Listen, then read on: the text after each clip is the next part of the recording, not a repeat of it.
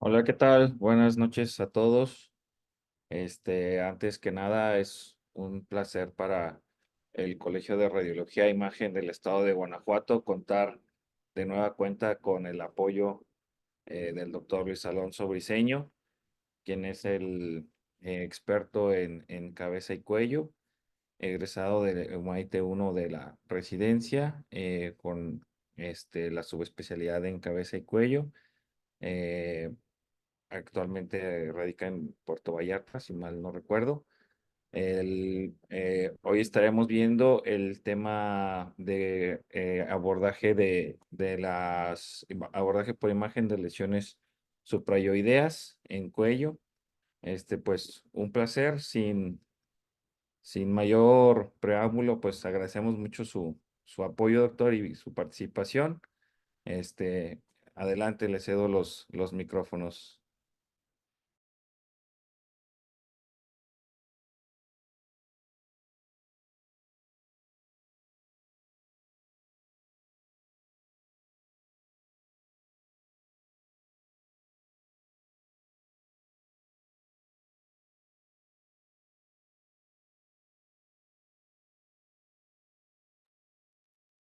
Hola, muy buenas noches a todos. ¿Sí se me escuchan?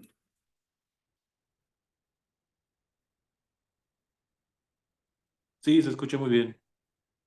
Excelente. Bueno, antes que cualquier otra cosa, muchas gracias al colegio por la invitación del día de hoy. Vamos a comenzar con un tema que es un tema bastante básico, pero es un tema que a todo radiólogo general le sirve como para su ejercicio profesional, debido a la complejidad de las estructuras que tenemos en el cuello, al número de estructuras y a la organización que tienen. Algunas veces la identificación de lesiones, sobre todo en el cuello suprayoideo, puede llegar a ser un reto. Y eso es lo que vamos a abordar el día de hoy, sí, el abordaje por imagen de las lesiones del cuello suprayoideo.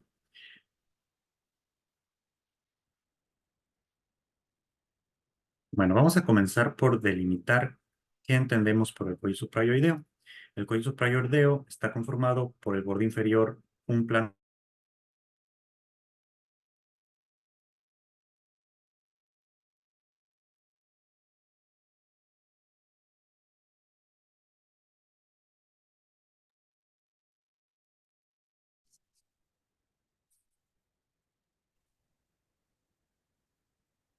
Perdón, ¿sí me escucharon todo? No, porque creo que estaba mutado. Bueno, voy a empezar otra vez para cualquier cosa que se haya perdido. Vamos a definir el cuello suprayoideo como un plano transversal que cruza el hueso yoides, por arriba un plano que cruza la base del cráneo. ¿Sale? De esto vamos a excluir a las cavidades nasosinusales y a los elementos de la cavidad oral. ¿Ok? Esos dos no van a entrar dentro del estudio del cuello suprayoideo y no los vamos a tocar el día de hoy. De forma lateral, cabe mencionarles y recordarles que aunque la base del cráneo sea el límite propio de los espacios del cuello suprayoideo en sentido vertical, hacia los laterales, este se extiende por fuera de los planos gráficos y musculares. ¿Ok? Entonces, considerando eso, la altura no es una altura fija en un plano transversal puro. Muy bien. ¿Qué espacios vamos a cubrir el día de hoy? Bueno, vamos a tener el espacio mucoso faríngeo, que es el espacio más central y que está eh, conformado prácticamente por la pura mucosa de la faringe y los accesorios linfáticos. ¿Sí? El espacio retrofaringio, que es esta pequeña línea de color azul que está aquí, que acá corresponde con un plano graso. Es un plano que contiene prácticamente grasa y ganglios linfáticos. ¿Sale? Después tenemos el espacio parotidio, que ocupa, pues, como su nombre lo indica, a la glándula parótida. ¿Sale? El espacio carotidio o vascular que comprende a los vasos del cuello y que está delimitado por las tres fascias, las tres capas de la fascia profunda del cuello. El espacio paravertebral que ocupa la parte posterior del cuello, y el espacio masticador, que como su nombre lo indica, eh, encapsula los músculos de la masticación y las estructuras que entre ellos están contenidos. También algunos autores consideran como espacios del cuello suprayoideo a dos espacios accesorios. que son el espacio submandibular, que es un espacio extraoral por fuera del músculo miloioideo, en el que se encuentran las glándulas submandibulares y hay grasa y parte de los conductos, y el espacio sublingual, que es un espacio intraoral, que es paramedial en el piso de la boca. Aquí los tenemos también. Esta es una visión un poco más eh, amplia de estos mismos espacios. ¿Sale? ¿Cuál va a ser nuestro punto de enfoque para el diagnóstico de las lesiones del cuello suprayoideo por imagen seccional? Nuestro punto de enfoque va a ser el espacio parafaringio. Este va a ser el que nos va a dar como la pauta para saber de qué espacio proviene, qué estructuras anatómicas involucra y por lo tanto, cuál es el diagnóstico más probable. Dependiendo de los vectores de desplazamiento en sentido anterior, posterior, medio o lateral, o un conjunto de estos cuatro, es como vamos a poder definir de dónde está saliendo nuestra lesión y desde ahí partir para su análisis. Vamos a comenzar con una lesión en concreto. Esta me parece como la forma más práctica de empezar. Si ustedes se fijan, este es el espacio parafaringio en el lado izquierdo. Del lado derecho está ocupado por una imagen ovoidea de bordes lobulados que tiene densidad de tejidos blandos. ¿Sí? Aquí lo que vamos a ver es el desplazamiento de la grasa propia del espacio parafaringio. Si ustedes se fijan, hay un cojinete graso muy delgadito, si ustedes quieren, pero está a lo largo de toda la lesión, perdiendo únicamente un plano de separación, si ustedes lo quieren ver así, con el músculo de la masticación en sentido eh, anterolateral. Entonces, aquí basados en eso, tenemos dos posibilidades. Una, que esta sea una lesión propia del espacio parafaringio y dos, que tenga involucro del espacio masticador. Sin embargo, como aquí sí hay una interfase más o menos clara entre el músculo de la masticación y esta imagen que tenemos aquí, pues entonces lo más probable es que este sea una lesión propia del espacio parafaringio. Ahora, ¿qué contiene el espacio parafaringio? Ganglios linfáticos, grasa y nervios, ¿no? Entonces, siempre que ustedes vean una lesión que tenga este comportamiento, que esté rodeada de grasa en toda su extensión o en la mayor parte de su extensión, que conserve una separación con el espacio paratidio, con el espacio vascular y con el espacio masticador, tienen que revisar más arriba, ¿sale? En este caso, eso hicimos y si ustedes se ven, aquí hay una ampliación del foramen oval en comparación con el contralateral en la base del cráneo. Entonces uno dice, ah, bueno, hay una ampliación del foramen oval, tengo una masa que está en el espacio parafaringio. Entonces mi diagnóstico más probable, esto debe ser un schwannoma de B3, ¿no? Lo comprobamos aquí, igual la ampliación del foramen en comparación con el contralateral. Y a este paciente tuvimos la oportunidad de hacerle una resonancia magnética. Aquí comprobamos lo que ya habíamos comentado, el plano graso de separación con el resto de los espacios. Vemos como aquí se pierde el plano graso, aquí no hay grasita, pero sí hay una adecuada demarcación entre el músculo de masticación y la imagen, ¿sale? Del mismo modo, vemos aquí cómo tiene una forma de uso, ¿sí? Tiene puntos hiperintensos en T2, que se alternan con áreas hipointensas. Entonces, esto es un comportamiento clásico de un schwannoma. Vemos aquí también que tiene la ampliación del agujero en la base en comparación con el contralateral. Y si le metemos contraste, tiene un reforzamiento heterogéneo con áreas de falta de reforzamiento, que son las áreas quísticas a las que corresponde. Y vemos perfectamente cómo tiene continuidad con la rama de B3. Este es un ejemplo muy bonito de un schwannoma de B3, que si bien no es tan común, pues es de lo más común que se pueden encontrar en este espacio, además de los adenomas pleomorfos de las glándulas salivales menores que pueden estar distribuidos por todo el cuello suprayoideo y, por supuesto, este, de los crecimientos ganglionares o las adenopatías que pueden tener a este nivel. El siguiente ejemplo es un ejemplo en el que podemos ver aquí el espacio parafaringio con su forma de vela perfectamente conservado en el lado derecho y del lado izquierdo vemos cómo hay una masa o una imagen, ¿sí? Que está ocupando la parte anterolateral de este espacio, ¿sí? Que tiene pobre definición con la musculatura de la masticación y que forma una imagen como en os o en media luna mucho más delgada, que la contralateral. Vemos cómo tiene densidad aire en el interior y tiene engrosamiento de la fascia superficial del platisma acá y de la bolsa de Bichat acá afuera. Entonces, con estos datos podemos concluir, uno, que este es una masa del espacio masticador por el vector de desplazamiento posteromedial que tiene. Y dos, que esto probablemente sea un proceso infeccioso con un absceso. A este paciente le hicimos, como no teníamos la posibilidad de meterle contraste, hicimos un rastreo con el ultrasonido y podemos ver que efectivamente tiene una colección anecogénica, mal definida, con incremento de la grasa periférica en esa misma topografía. Entonces, este paciente tenía un absceso del espacio masticador. Este es otro caso y es un ejemplo clásico. O sea, este es uno de los puntos que me gustaría que se llevaran a casa y es que el sarcoma, su casa, es el espacio masticador. ¿Cómo sabemos que esta masa depende del espacio de los masticadores o del espacio masticador? Podemos ver a este nivel que no hay tanto compromiso de la grasa del espacio parafaringio como en comparación con el contralateral, pero sí vemos un poco de adelgazamiento de la porción posterior.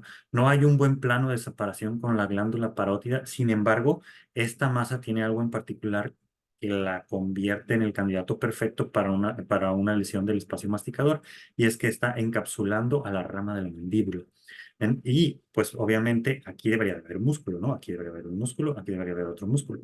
Entonces, en lugar de eso tenemos esta imagen, sí que tiene un plano de separación en la glándula parótida, pero podemos ver que la mayor parte de la lesión está aquí. El vector de desplazamiento del parafaringio está en sentido posteromedial, que es característico del espacio masticador.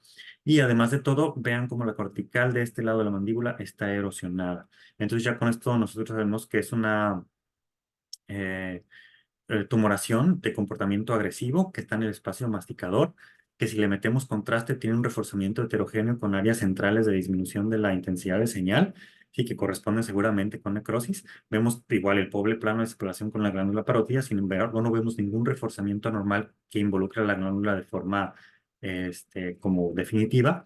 Entonces, este es un sarcoma del espacio masticador. Es relativamente común. Vemos como aquí la erosión de la cortical que les decía, el tumor está prácticamente metiéndose al hueso medular de la mandíbula. El siguiente apartado o el siguiente ejemplo que les traigo el día de hoy es un ejemplo que puede llegarles a causar conflicto entre una lesión del espacio parafaringio propiamente o una lesión del espacio del que vamos a hablar.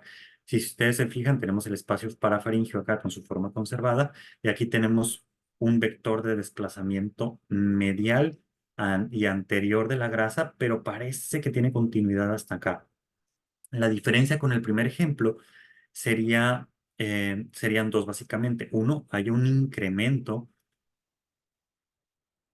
de la amplitud del intervalo estiloideo. Si se fijan aquí, en comparación con acá, está un poquito más grande. Y además de eso, no hay un plano de separación entre la lesión y el lóbulo profundo de la parótida. Aquí parece, de hecho, que lo indenta.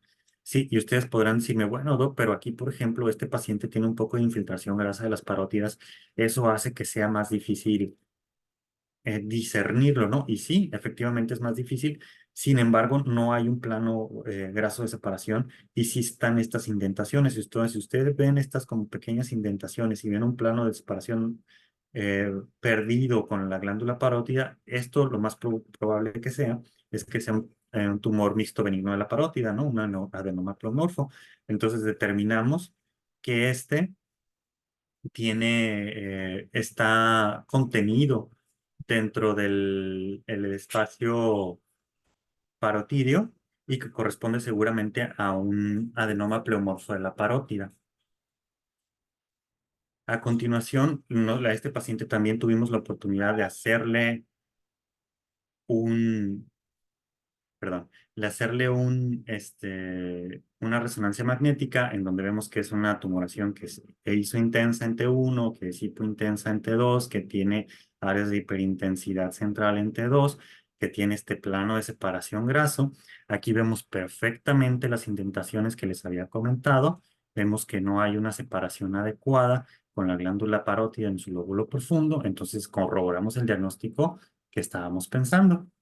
Le metemos contraste con saturación grasa, por supuesto, y vemos cómo efectivamente no hay continuidad con la parótida. Sí, tiene los planos de separación grasos con el resto, nos quedamos tranquilos con el diagnóstico.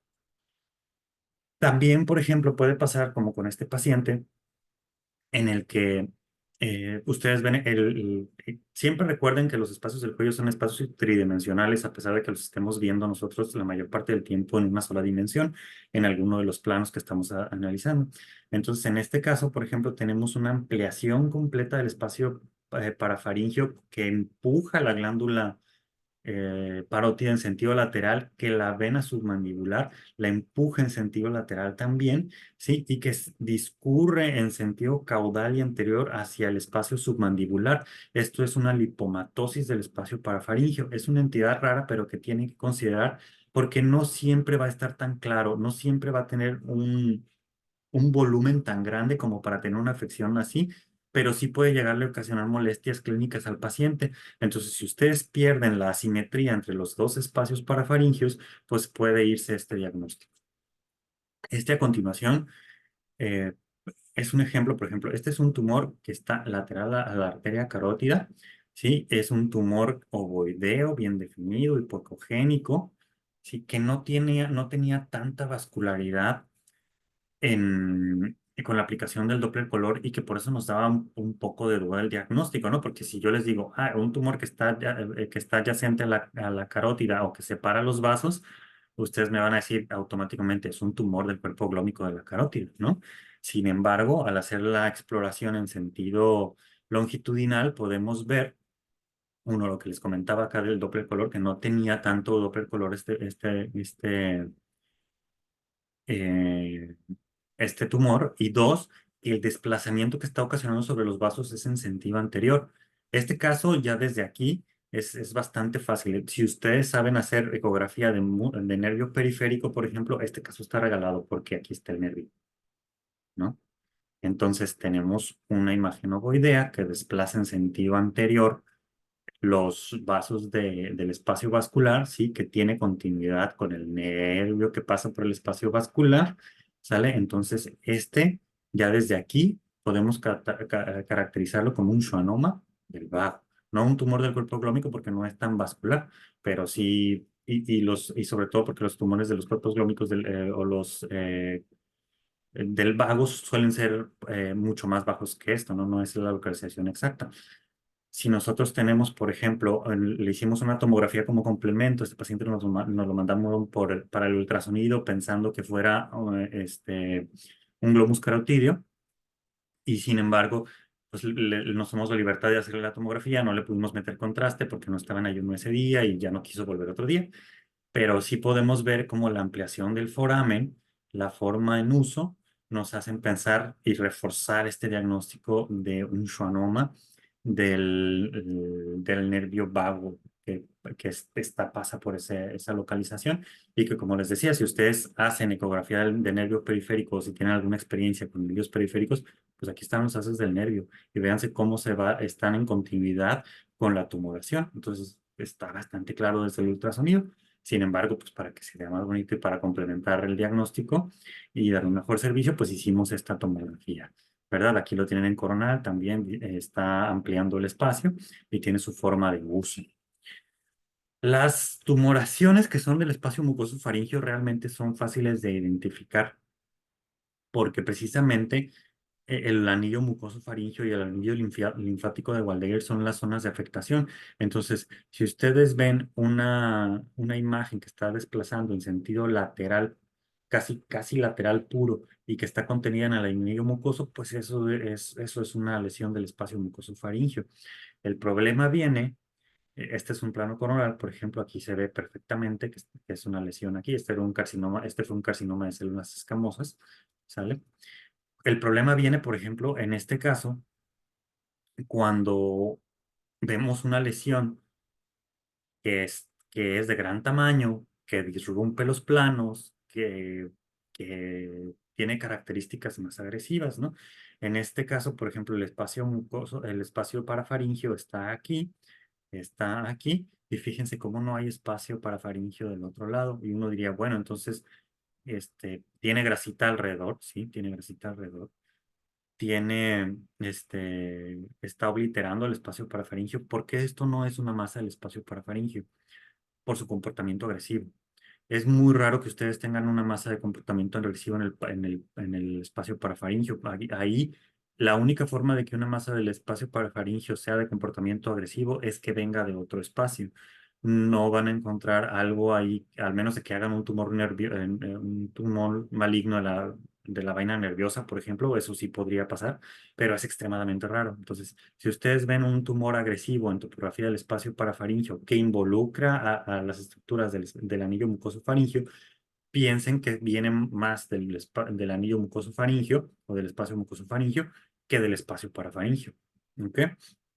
Tiene bordes más o menos definidos. Tiene una característica muy importante que es que encapsula las estructuras adyacentes más que destruirlas. Este fue un linfoma. ¿Sale? Eso fue lo que dio el resultado de este patológico. Igual aquí, otra forma de saber que tiene un comportamiento agresivo, tiene una restricción a la difusión importante. Este es otro tip que se pueden llevar, no necesariamente para cuello suprayoideo, pero para todo el cuello. Los linfomas restringen mucho más a la difusión que los carcinomas de células escamosas. Entonces, si ustedes tienen una masa de estas características que envuelve las estructuras, que tiene una restricción a la difusión muy grande, que pierde un poco los planos de separación con las estructuras adyacentes, pero no se ve como que se los esté comiendo, piensen en un linfoma en lugar de pensar en un carcinoma de células escamosas. ¿Sí? Por ejemplo, también, aquí vemos una tumoración irregular, ¿sí? De bordes igualmente irregulares, que pierde su interfase con el espacio mucosofaríngeo, ¿sale? Eh, y sobre todo en las imágenes o en las tumoraciones del espacio mucosofaríngeo, esto es lo importante, que ustedes determinen la extensión, por ejemplo, de la base de la lengua, en este caso, y la presencia de adenopatías. Este paciente en realidad acudió con nosotros, vean aquí cómo tiene el reforzamiento bastante marcado, ¿sí? Este paciente acudió con nosotros por las adenopatías, no porque supieran que tuviera un tumor. O sea, no había sido valorado todavía por un cirujano de cabeza y cuello o un otorrinolaringólogo. Él fue con otro médico, el médico lo mandó con nosotros y él venía por las linfadenopatías en la cadena cervical, no venía por esto. Entonces, lo importante de las lesiones del espacio mucosofaríngeo es que una, raramente son benignas y dos, suelen brincarse los espacios, ¿sale? Hay que poner mucha atención a la actividad linfática regional y al patrón de dispersión, porque sí cambia mucho en el caso de que sea del anillo mucoso, que sea de la base de la lengua, que sea del carrillo, sí, que sea de la encía, todo eso contribuye al tratamiento. Si es una lesión del trígono retromolar, si tiene invasión perineural y demás, ¿no? Entonces, ojo, las masas del espacio mucoso faríngeo rara vez son masas benignas. Ok, ya con eso cubrimos prácticamente la totalidad de los espacios. Únicamente nos queda un espacio en particular, que es el espacio retrofaringio, que es este espacio de grasita que está aquí. Para el espacio retrofaringio, el espacio parafaringio no nos sirve tanto a menos de que sea una lesión maligna que esté invadiendo hacia este lugar. Para el espacio retrofaringio, lo que vamos a hacer es utilizar los músculos prevertebrales para discernir si este proceso que está ocupando el espacio retrofaringio es del espacio retrofaringio o es del espacio prevertebral o de las vértebras. Entonces, si los músculos están comprimidos, lo más probable es que el proceso se dé en el espacio retrofaringio. Si los músculos están desplazados en sentido anterior o no se ven, lo más probable es que el proceso esté en el espacio prevertebral o en las vértebras, ¿sí? Y este es un caso muy bonito. Este paciente acudió con nosotros por disfagia, el otorrino le hizo una laringoscopía y me dijo, oye, ¿sabes qué? Hay algo que está indentando la pared posterior de la faringe, no sé qué sea, te lo mando. Entonces llegó y vemos aquí un dato muy importante que es el que yo les comentaba. Como la masa está más cargada hacia este lado, aquí pueden ver la compresión del músculo y la pérdida de la forma en comparación con el contralateral. y sí tiene un borde un poco convexo en sentido anterior, entonces se está indentando. Este es un lipoma del espacio parafaringio. Es una entidad relativamente común. Es raro que sean tan grandes, pero pueden llegar a encontrárselos y es un motivo común de disfagia. Entonces, estos pacientitos, la forma de discernirlo, por ejemplo, pensar que fuera un proceso sarcomatoso, que esto tuviera desplazamiento de los músculos en sentido anterior o que estuviera involucrado a la vértebra, eso ya no es del espacio retrofaringio, eso es del espacio prevertebral o de las vértebras propiamente. Este casito está bastante bonito por el tamaño de la entidad, del tumor, del lipoma. ¿Sale? Se lo retiraron, fue benigno completamente, no tenía degeneración sarcomatosa ni nada, pero sí lo importante de aquí que ustedes se den cuenta es la compresión, que es un poco sutil, pero sí se ve la compresión de los músculos prevertebrales en sentido posterior. Eso nos indica que eso está en el espacio retrofaringio. Y pues bueno, eso es todo lo que les tenía preparado el día de hoy. No sé si tengan alguna pregunta, algún comentario.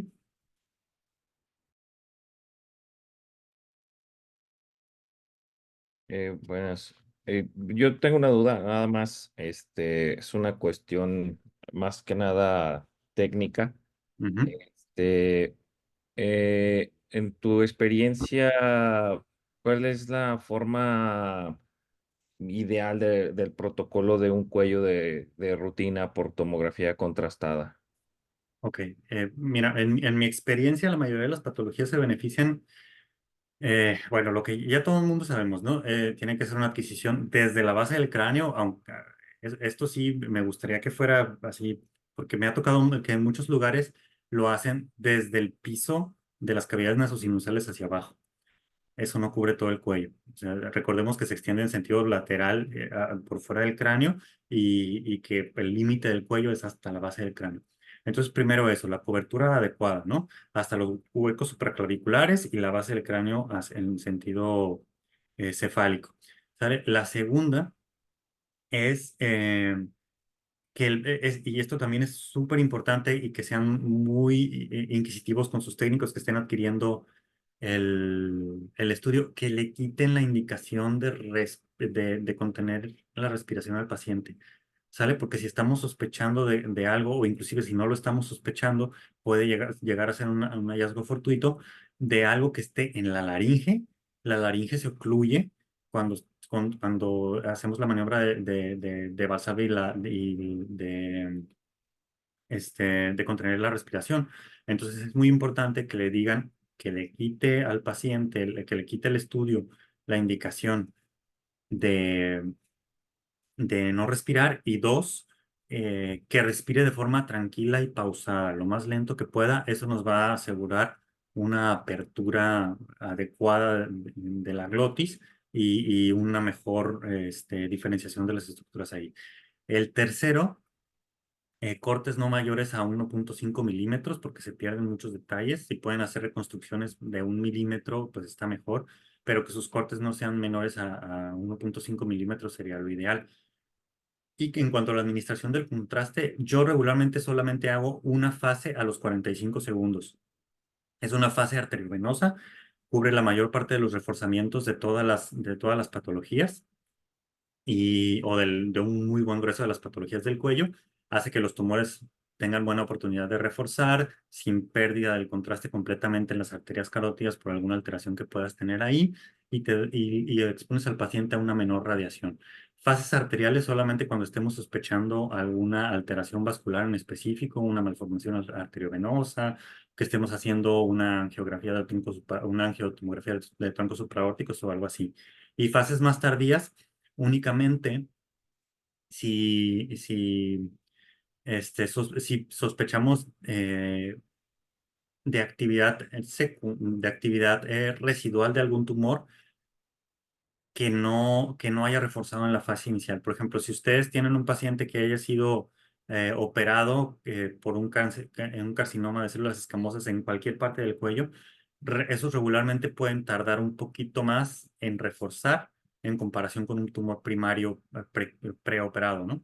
Entonces, ahí sí tal vez valdría la pena añadir una fase un poquito más tardía a los 70 segundos o 60 segundos si ustedes quieren, para tratar de, o hasta 80, incluso hasta 80, tratar de ver algún reforzamiento que se nos haya pasado. Pero la mayoría de las veces 45 segundos, una sola fase, es más que suficiente para cubrir casi toda, la patología, ¿no? Por aquí veo que tienen una pregunta: ¿en qué casos usamos la fonación en la adquisición de la tomografía? La fonación realmente solamente tiene una aplicación, y es cuando sospechamos de una parálisis cordal. Sí, si ustedes sospechan de una parálisis de cuerdas vocales, pueden hacer una adquisición colimada hacia a la pura laringe, ¿sale? En fonación. Aquí hay un poquito de controversia entre especialistas de cabeza y cuello en saber si es hasta qué tipo de fonación funciona más, si el I o el A. Yo les recomiendo que si van a hacer ya fonación y tienen la duda de la parálisis cordal, que perfectamente la parálisis cordal tiene como 9 signos, ¿no? Entonces, de esos signos, casi todos son en reposo, solo hay muy pocos signos, 3 en fonación. Entonces, si ustedes tienen duda de la parálisis cordal o por mera curiosidad académica quieren hacer la fonación, pues yo les recomendaría que hicieran la fonación de los dos, el I y el A. ¿Por qué? Porque la vibración de cada una de las fonaciones de estas dos, del I y el A, es diferente y nos puede permitir ver diferentes cosas. Puede ser que no tengan una voz bitonal, o sea, que se los manden por parálisis cordal un médico no otorrinolaringólogo que no le haya hecho la laringoscopía, se los mande por parálisis cordal, y en realidad no sea una parálisis cordal y sea un pólipo. Ese es el otro caso en el que puede llegarles una alteración en la fonación, o sea, una ronquera o algo, y que estaría indicado hacer un protocolo con fonación, ¿no? Esos son como los dos escenarios, pero los dos se traslapan mucho, entonces casi siempre es como, híjole, o sea, me lo mandan por disfonía, no tiene parálisis cordal en la simple, pues le vamos a hacer la fonación para ver si no es una parálisis cordal parcial anterior, por ejemplo, que puede ser más central, y que no le esté evidenciando yo también en mi fase simple, ¿sí? O la otra, que sea un polipito por ahí cordal chiquito y que ustedes lo pueden evidenciar bastante bien con una fonación adecuada en I y en A. Entonces, esos son los dos casos en los que se puede usar fonación. Ok. Hola, doctor. Buenas noches. Te Tal, buenas saluda noches. Omar González, médico radiólogo de la ciudad de Querétaro. Un gusto, Doctor, doctor. pregunta, y tiene mucho que ver con la pregunta que acabas de responder. Ujú. En sospecha, tienes un paciente con parálisis de cuerdas vocales. Estás Sí. buscando algún tumor, carcinoma epidermoide. ¿Cuál, Ajá. cuál es el protocolo ideal? ¿Sugerirle tomografía contrastada con fundación o resonancia magnética contrastada o las dos? ¿O cuál sería la vía? Yo te diría que una tomografía contrastada ahí sí podría beneficiarse de una fonación si es que está sospechando de parálisis cordal. La resonancia no nos sirve mucho para carcinoma de células epidermoides en la laringe, a menos de que sea un estadio muy grande, o sea, muy avanzado, porque por el artefacto de movimiento. El cuello es muy susceptible en la resonancia por el movimiento, y entonces una adquisición más rápida, más efectiva, y que tiene una sensibilidad y especificidad mayor para tumoraciones más chiquitas sería la tomografía. Entonces una tomografía simple y contrastada con fonación, si es que sospechas de parálisis cordal, es lo adecuado. Y ahora, no casarnos con la idea de que va a ser por un tumor, ¿verdad? O sea, si ya se conoce, bueno, pero no casarnos con esa idea. Y es muy importante que si viene referido con parálisis cordal el paciente, hagamos un protocolo completo, dependiendo si es derecha o izquierda, hasta el callado de la aorta o hasta la subclavia, ¿no? Que es donde tienen los cortes el nervio laringio recurrente, y que puede ser no un proceso tumoral del local, sino algo referido a distancia, ¿no? Que es para lo que normalmente nos mandan ese tipo de casos.